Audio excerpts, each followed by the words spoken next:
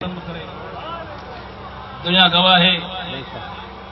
मुर्शिदन जो जरिए चालियो थे पे मुर्शिदन करीमन हिन तव्हांजे इलाइक़े मां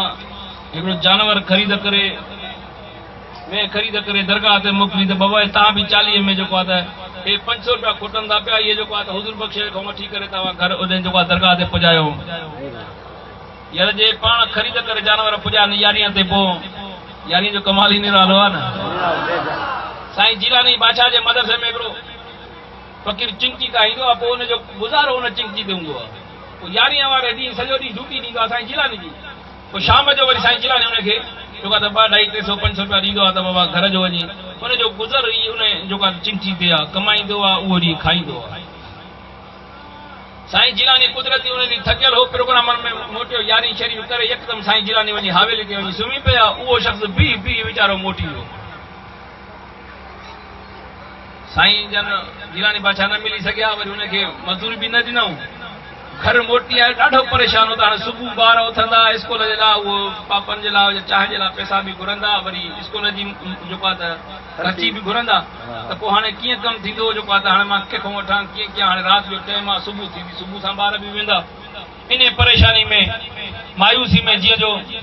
सुतो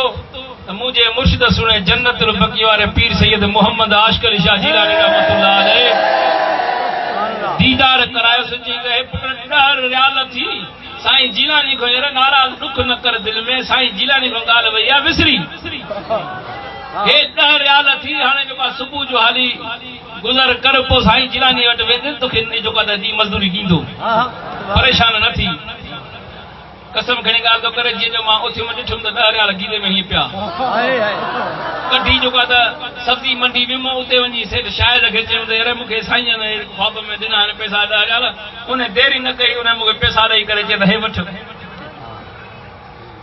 केतिरी मुर्शिदनि जूं ज़ाहिरी वफ़ात खां बाद में ज़ाहिरी करामतूं आहिनि ज़ाहिरी दीदार कराया आहिनि पंहिंजनि खे त दीदार कराया अथऊं पर जेके मुरीद न आहिनि उन्हनि खे बि दीदार कराया अथऊं छो त यार जंहिं मुंहिंजे मुर्शिद सुणे दस्तगीरी जी यारी सां प्यार कयो त यारी खाइण वारे जो इहो कमाल आहे त यारी वारे जो छा कमाल हूंदो। दुआ कयो त अल्लाह तबारक व तआला तव्हां सां सभिनी खे दस्तगीरी दर नसीब फरमाए। मूं आज बेकार जो अर्ज़